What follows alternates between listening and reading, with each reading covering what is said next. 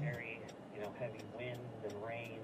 But currently, I don't think it's rained in almost an hour. Still some gusts of wind here and there, but like I mentioned, the streets are flooded. The canals around here are all over the bulkhead, and so just kind of stuck at home right now. So, I just have a sedan, so it definitely won't make it out of the driveway. Well, it's a tough time for a lot of folks. I'm happy you are staying safe. We're going to try again and get that answer for you about what we can expect in our bayous and when we should see the water starting to recede. John, thank you so much for calling. Thank you. We have Sheriff, are you on the line? Oh, the sheriff is, there he is. There he is. Hi, how are you holding up? How are you guys doing?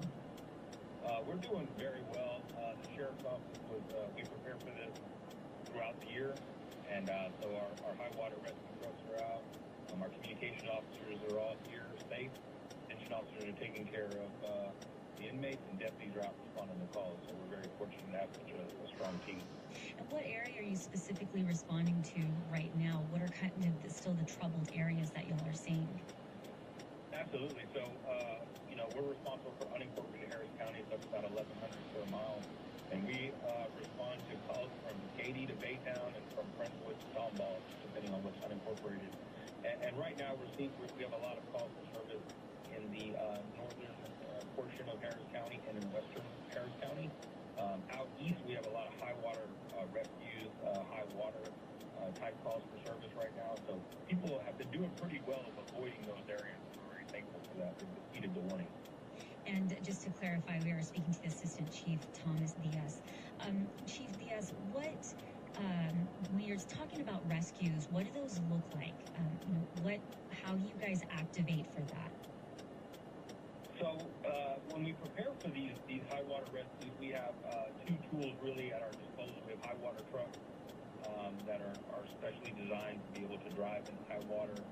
They can deploy people and rescue a lot of folks and put them kind of in the bed of the truck. We stage those trucks around unincorporated Harris County and even in the city if necessary. And what we'll do is, let's say, for example, today the prediction was that western Harris County would be affected. So we put a lot of the high water rescue trucks in northern Harris County to respond to the west. We also have some boats that are available for some of the high water that we can't deploy a truck to. And so we have specially trained teams called the Flood Rescue Group who are they prepare year-round for just these types of events. Right. How does Hurricane Beryl compare to some of the past hurricanes that you all are seeing in your rescues? Well, I think you bring up you kind of make a good point with your question in the sense that you've seen one hurricane. Some have lots of wind. Some have lots of wind. Some have lots of water. Some have both. This particular storm was unique in that we were preparing for it to be a little farther west, and we were ready. We had staged our teams well in advance and prepared everyone for the fact that, hey, it may turn this way. And so I think that was one of the unique things that the timing, right? So we intended for this to go west, but obviously our intent doesn't factor into Beryl's decisions, and it kind of just headed our way. So that was the unique thing in that at the very end, it kind of took a right straight into the Houston Harris County region. This is Ernie here. Quick question for you before I get to my real question. So do we address you as chief or assistant chief? How are we supposed to say it? Either way, you can call me Tommy and I'll be all right. All right, Tommy. Done. Tommy, tell me this. I know that you are in the know more than we are when it comes to some of these things, and the question that keeps coming up is, when will power come back on? What has the sheriff's office been told as far as where we are with power restoring? Well, I think, it just depends on where you live, and CenterPoint's always been very well prepared and sending teams in the area. We haven't really pinpointed where those areas are going to be that are going to get power restored quickly, but I think it's important that everyone recognize that. Just be patient. What we're going to try to do is make sure that we can, what we like to do is ensure that we can clear paths and escort these teams in. So if people stay off the roads, that'll be helpful so we can get the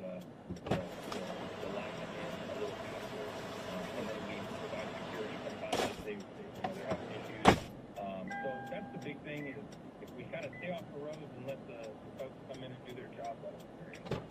Okay, so if we stay off the roads and let them get in, what are we thinking time-wise? I'm still going to stick with that. A lot of our folks are very concerned. I do live on that power in my house, and so I really, if I could tell you, hey, I have the juice to get it at my house, then I would, but I just don't have that kind of inside track on it. But I'll tell you this, that the sheriff's office has redundant power sources at our areas and our substations and emergency dispatch centers and at the jails as well. So we are well stocked, we're prepared, and we can respond to emergencies.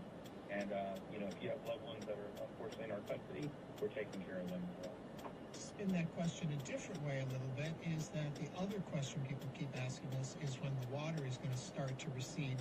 I fear we haven't seen it get to the peak seeding yet to start reseeding. What does the sheriff's office understand about that? Yeah, I think that you bring up a good point, Ernie, in that it's likely still rising, especially as we have runoff from the northern counties that are just barely getting the rain right now. So those are going to run off like we saw in the other kind of high water events throughout the year, is that as the water drains from the northern counties to Harris County, we will still see high water coming over the banks and things like that. So it's going to be a bit. I would say that we have a couple of news cycles to go before we're out of this. Well, I need to take a moment here and just quickly say, if you'll stay on the line, Assistant Chief or Tommy, this is News 88.7, and we have to do a quick EAS.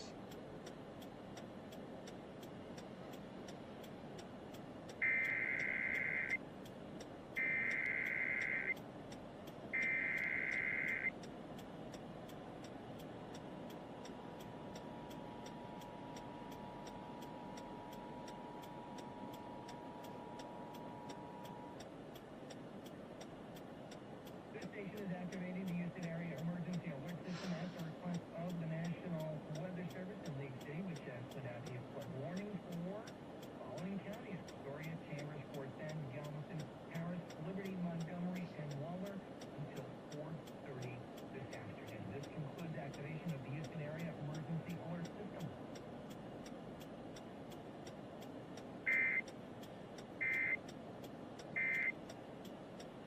And this is Houston Public Media News 88.7. We are continuing our coverage of the aftermath of Beryl. We are talking with the Assistant Chief Tommy, our friend, as we call him here. So, Assistant Chief, what are you expecting for the next 4 or 5 hours? What should people be looking out for? Where do you want them to be? Talk to me. Yeah, so we have teams that are deployed around, so we will be responding to calls for service. We're gonna immediately do is kind of survey the area. We can send information back to Harris County Office of Emergency Management. Say, hey, here's where we have down power lines. Here's where we have down trees, and here's where we have lights that are not functioning. That information is important to collate downtown in the OEM, so that we can share that information with our partners, whether it's the media or some of the partner law enforcement agencies. And so that's our primary kind of initial response right now. We also have gotten our investigators and kind of law enforcement office deputies who we don't serve like in a first responder capacity on a day-to-day basis. They're going to be deployed so that we can respond to people's calls for service. But in addition to that, we're also going to be proactive patrolling areas that don't have power. We want people to know that we have called our other resources in to make sure that we're doing proactive patrols in those areas. We want people to understand that our primary goal is public safety, and that we know that, hey, we're concerned about property, we're concerned about life, and that we're going to be in those areas that don't have power. So those would be the next few things that you're going to see from the Sheriff's Office. Okay, Assistant Chief Thomas Diaz, or as we like to call him, Tommy, from the Harris County Sheriff's Office. Thank you so much for taking the time to talk with us during all of this. Absolutely. Thanks, John. God bless. Thank you very much. Something, that continues to see a pattern that I'm seeing here is a lot of people are reporting cell service is really, really spotty. I know I've been in semi-contact with my husband, and I'm not getting any of his messages. I know that some of our colleagues say that out in Missouri City, cell signal is getting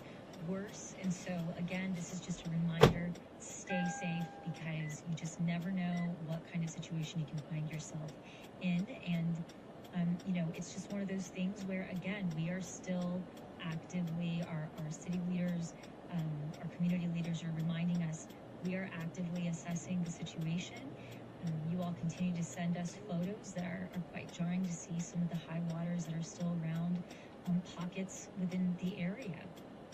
I also want to mention, jumping on that too, a good friend of the station, our representative from this area, Sylvia Garcia, has been planning to join us today to talk with us, and they just sent us a message from her office letting us know she hasn't been able to reach us because they believe that the AT&T towers are down. Right. Wow. So that may be why we haven't, well, that is why we haven't heard from her. Yeah. But that I can't verify beyond that source that tower is down. But as Celeste has mentioned, and other people have been telling us, calls have been dropping. There's been trouble with that.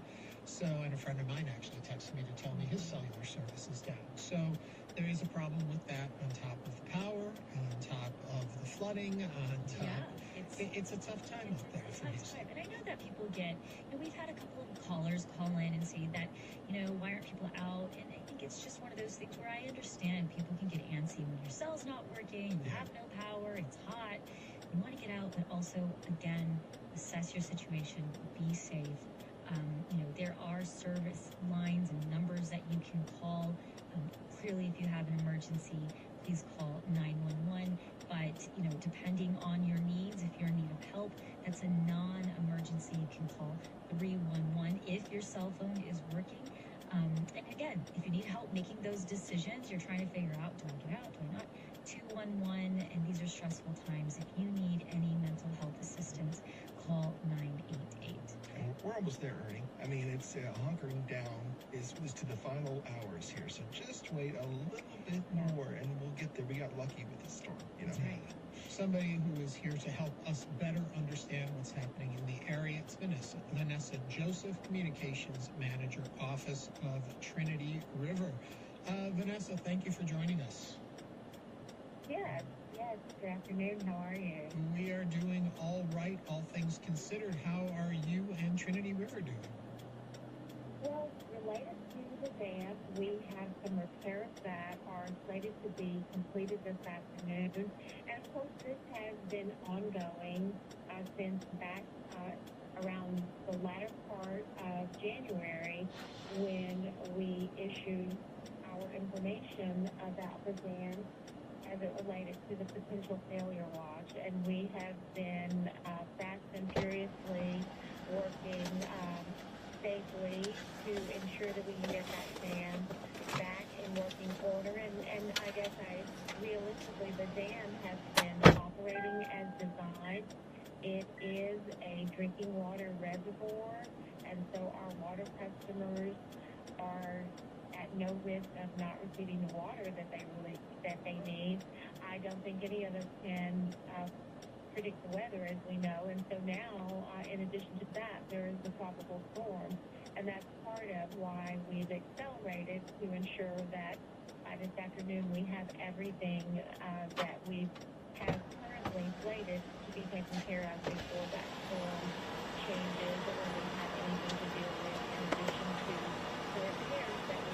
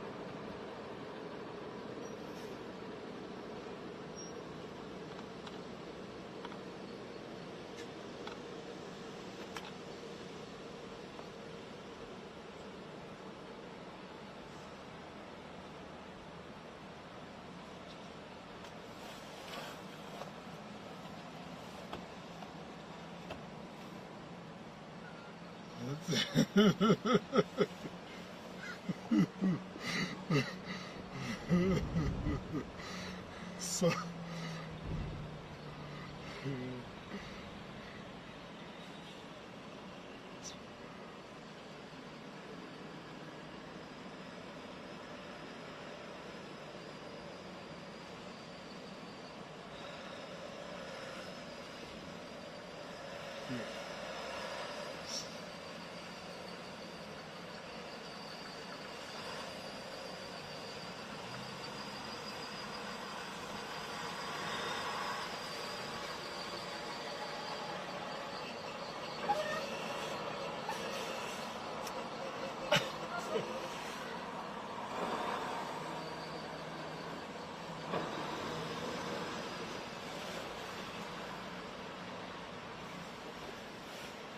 Hi. Yeah, I'm fine. What for? Stranded or you work for? Okay. Come again? Yes, I am. I'm speaking with an officer. Can I call you back in a bit? All right. Yeah, I had to go put up the phone. They're not turning back. They just kept going. So I had to go put up the phone. So, can you guys just see that? I mean, it means turn around. Take the risk. Yeah, they just shut down the shoulder. They need to shut this down because, to prevent vehicles. My camera has been offline. You still doing it? Yeah, I've been off. Yeah, but I've been rolling around the city. There's some, like almost half a dozen person. They're not looking ahead, and then that truck just go, woo, boom, bang on the table. Oh, so, really? Yeah, they could bring that down again, Yeah. They're not just being careful at all.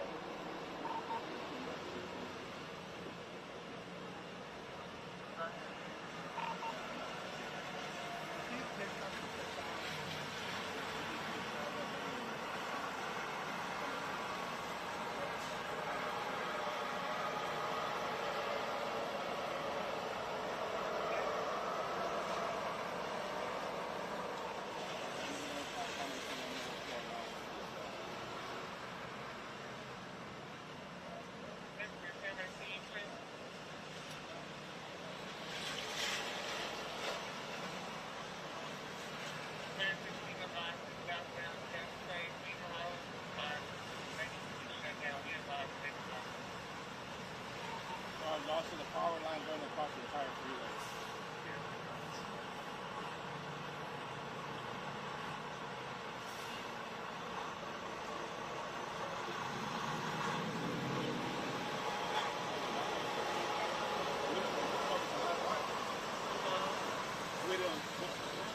Maybe they've cut it off because when, more than at least 6 vehicles I saw slam on this cable. And then, like a few dozens of vehicles that ran over it. So maybe if it's live, they might have they might have shut it down. I think in about 2 hours. Yeah. Did you record all that? Yeah, because the cameras are live and all the networks, international people feeding off. That's good. People need to see it. Oh,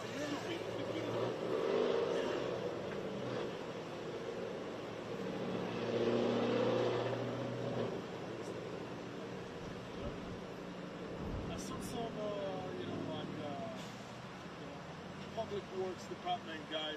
They ran over the wire as well. Oh, another truck, public work, they rammed up to the one in the creek now. And I just had, boom! He had a truck like this. When it's the pressure this way, you just take a seat. I wasn't even fancy. If I'm not working, I'm down in my house.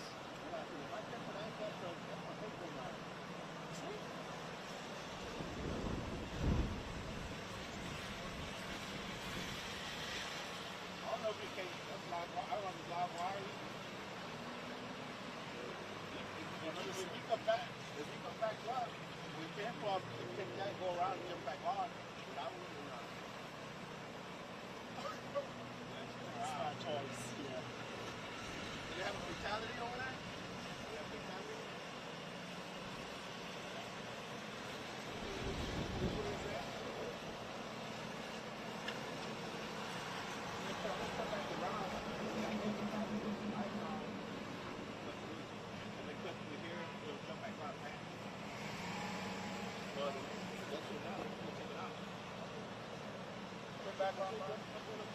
I'm going to turn around now to come with you guys. Thank you.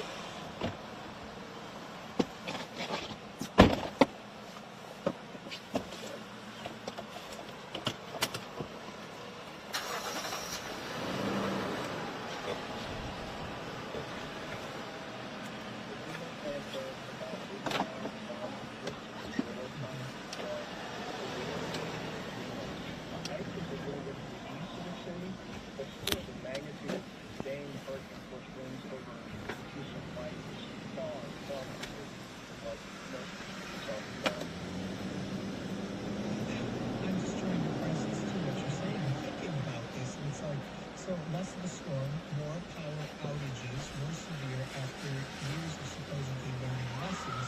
It's frustrating. If you're doing that tomorrow, today, I would think, yes, absolutely frustrating. You know, if you're without power, you're probably without Let's go. activity, which is essential. Let's go get this done. Cell phone towers that people use are running, I think, in a lot of cases on backup generators. Activity is so yeah, So let me ask this, from other areas that get hit similar to our area, if there are other areas, have they found ways to handle these kind of weather situations better than what we're doing? Or is it, as I said, we've seen one hurricane, we've seen one hurricane, is each one unique and different so we really can't learn from other areas? you can definitely learn from, wind damage to, power transmission systems. And the answer, and I am not an expert on Germany, but my general understanding is that, you could put power lines underground in communities, and then that would essentially improve the problem of power losses. That, of course, is expensive, and ultimately that decision was made not to do that after Hurricane Ike in 2008 and then pursued. Moving off this topic, since we know it's not your area of expertise, but I'm sure we could enjoy your thoughts on it. And talk a little bit about the way it actually moved and what happened. I tend to think a lot of us on the outside looking in think we have all the technology in the world, why aren't we better at predicting what these things do? When I was getting ready for bed last night, the storm was much further to the west, or a bit further to the west. And by the time I was ready to get into bed, Houston was right in the eye of the storm then. What don't we know? What did we learn? Why did it move? So what I would say is that Go over the run. Very poor job of forecasting, Beryl. I was pretty confident a week ago that the storm was going to remain well south of the Houston area. It was probably going to go to northern Mexico, at most South Texas. And so I think people, a lot of people in Houston probably were thinking, well, this isn't going to be a major deal. And about 3 days ago, my thinking on that really started to shift as the models trended much more toward the north and brought Houston into greater play.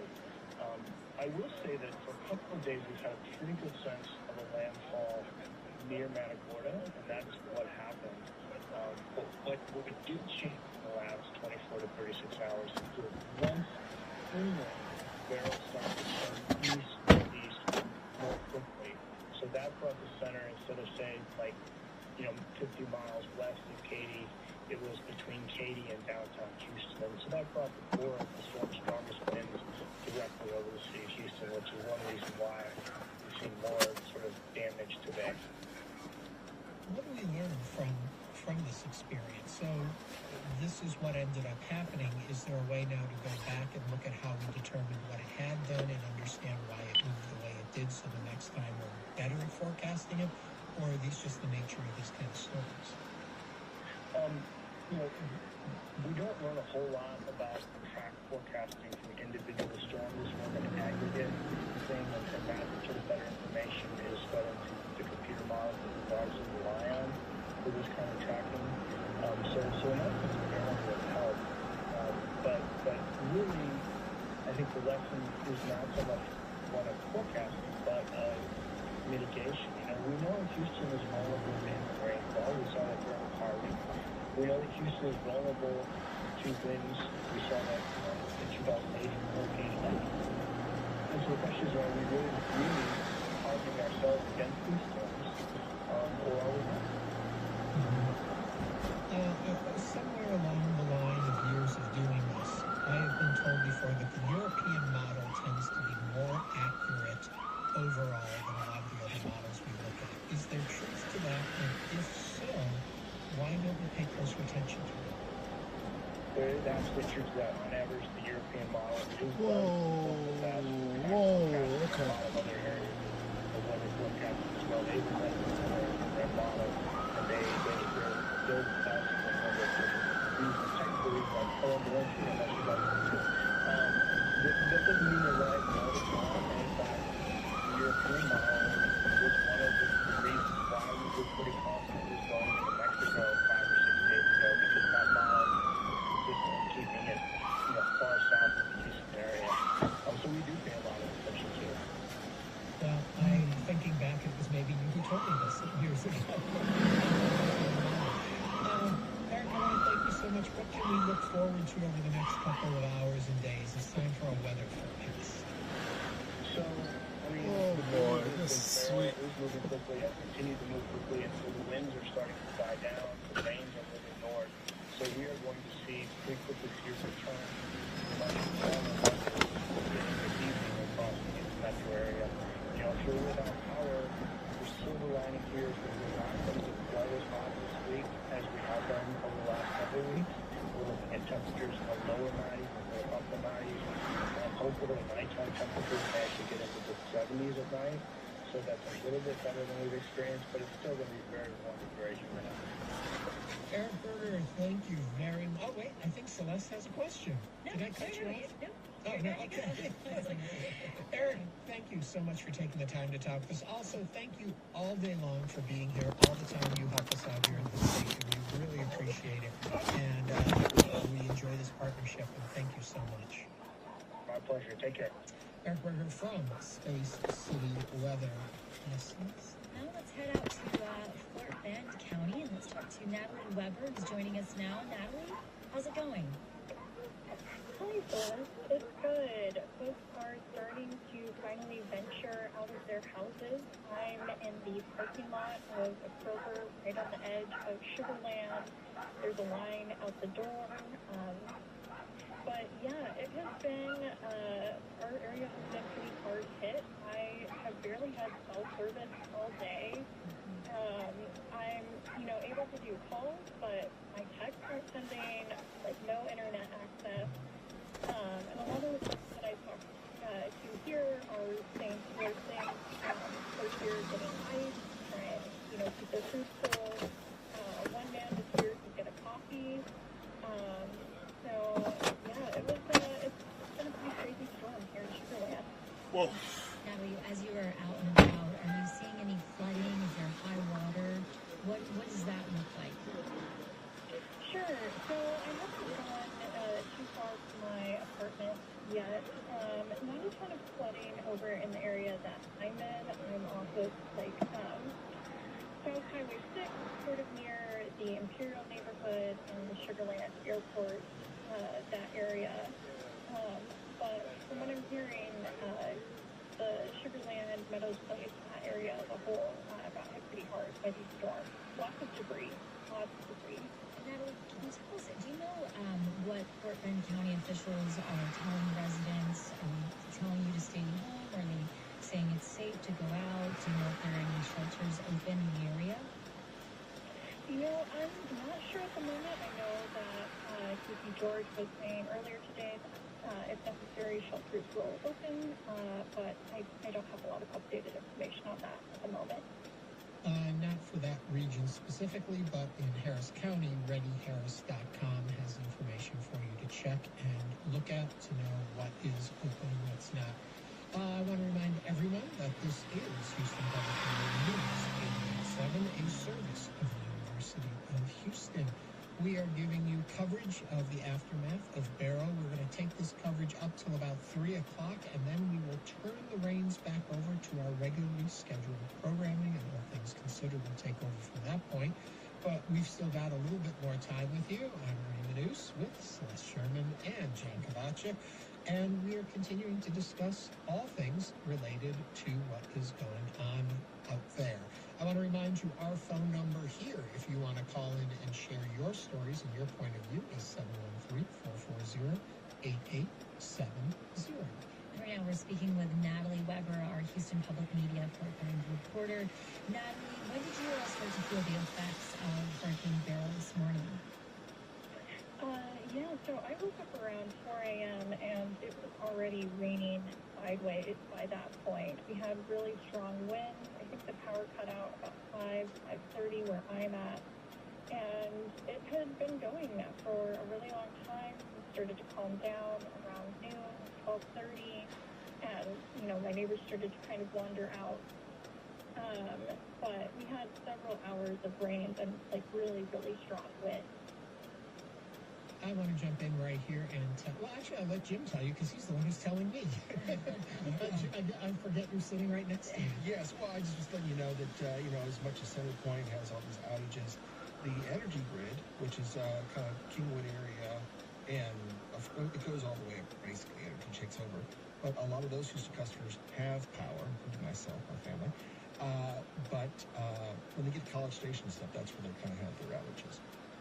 Yeah, it's difficult out there. Natalie, what are you seeing as far as power goes? Power's still out at my apartment, and the folks that I've talked to here outside the Kroger so far say that the power is out at their station as well. I want to remind everyone, too, as we talk to folks that are out in the community and moving around and looking at things, we are still not saying it's a wise idea for you to go and get involved in that mess out there. Stay home, stay safe, till just for a bit longer. Nothing's going to change out there, except hopefully the water will recede some. And as we just heard from Eric Berger, we've pretty much seen the worst we're going to see. Let's give it a little chance to pull back before you go out there and start searching around for things. Most things are still closed. Most businesses, we know that Buc-ee's open. We heard earlier that there was a Fiesta opened over near Meyerland. But for the most part, most things are closed, so nothing to rush out and see. It seems like we're still not completely in the clear yet. As we continue to assess damage, again, we tend to get comfortable. We're getting a little antsy. We want to get out. We want to get moving.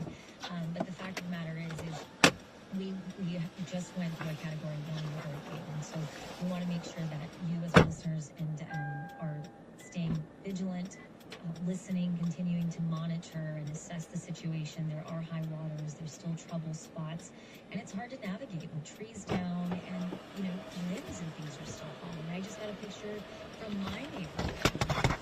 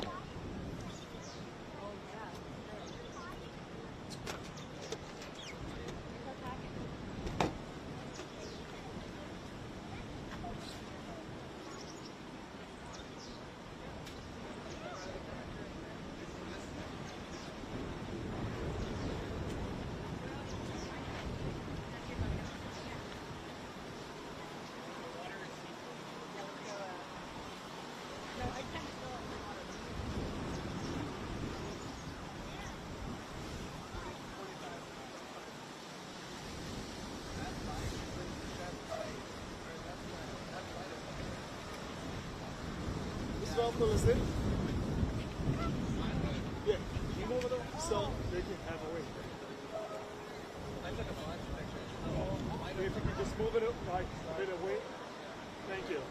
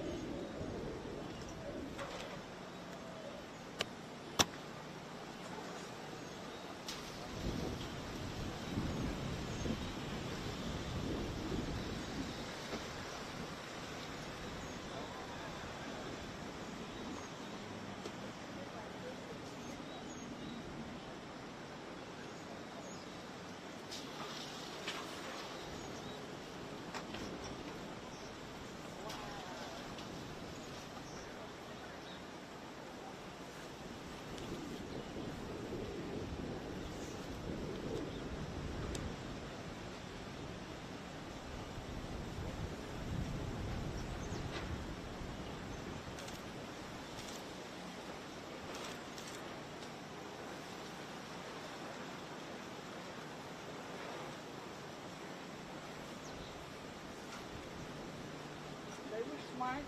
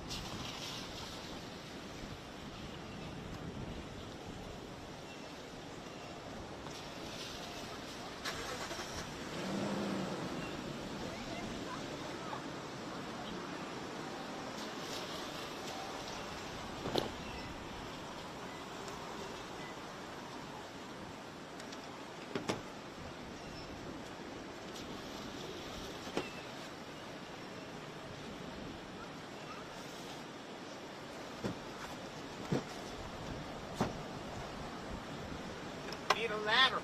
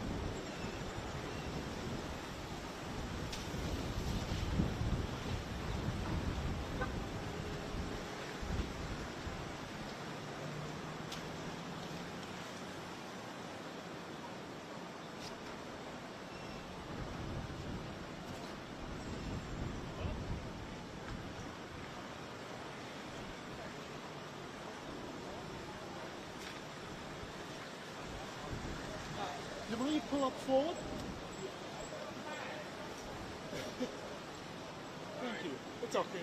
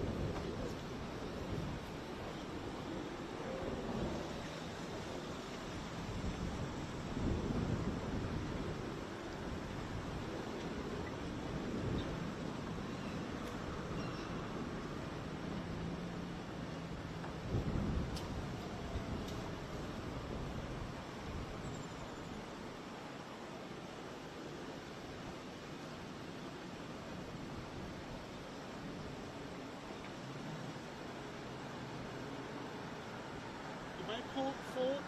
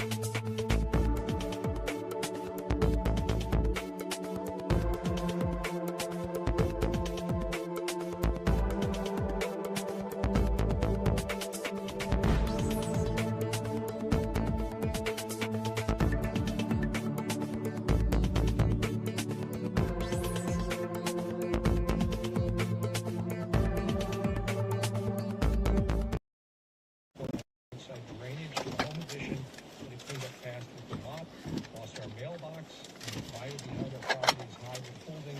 We're off Kirkwood at Lima Drive, staying away from windows. We appreciate your coverage.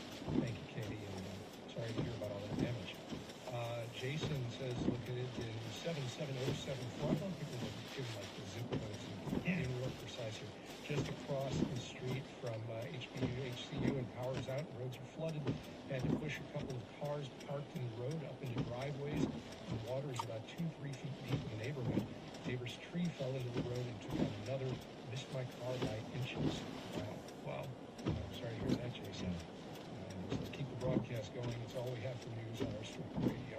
Absolutely, we are going to do that. As we go along here through the day, a few folks may come in and sub in for the three of us, but yes, we're going to keep rolling along. Just want to update you on some street closures here. US 69 Southwest northbound at Dunleavy, just some newer ones that are coming in. West Park Tollway eastbound at Beltway 8, Beltway 8 south westbound before Alameda Drive. These are street